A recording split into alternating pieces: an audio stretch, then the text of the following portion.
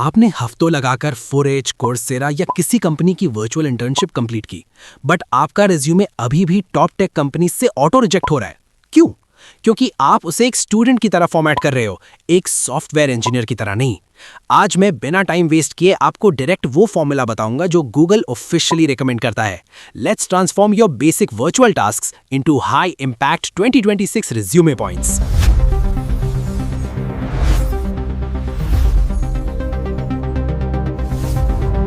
सबसे पहले ये मैं दिमाग से निकाल दो कि वर्चुअल इंटर्नशिप्स की कोई वैल्यू नहीं होती। 2026 के मॉडर्न टेक लैंडस्केप में कंपनीज एक्चुअली रिमोट इंटर्न्स को प्रेफर करती हैं। क्यों? क्योंकि अगर आपने घर बैठे एक प्रोजेक्ट सक्सेसफुली डिलीवर किया है तो ये प्रूव करता है कि आपके पास सेल्फ डिसिप्लिन, टाइम मैनेजमेंट और रिमोट कोलैबोरेशन स्किल्स हैं। प्रॉब्लम इंटर्नशिप में नहीं है, प्रॉब्लम आपके रेज्यूम राइटिंग में है। Let's talk about the biggest mistake जो 90% स्टूडेंट्स करते हैं, टास्क बेस्ड बुलेट पॉइंट्स लिखना।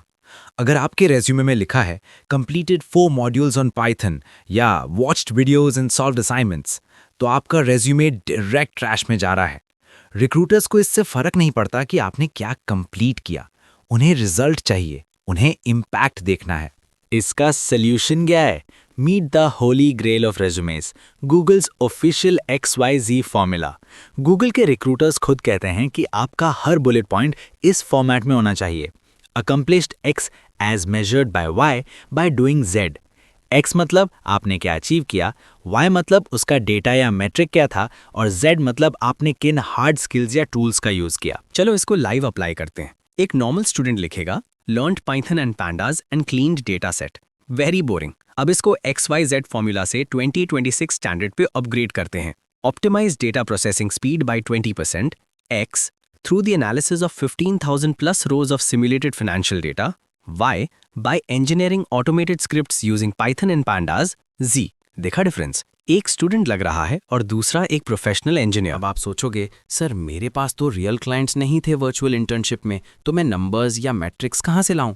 वेरी सिंपल, आप एनवायरनमेंट को क्वांटिफाई करो।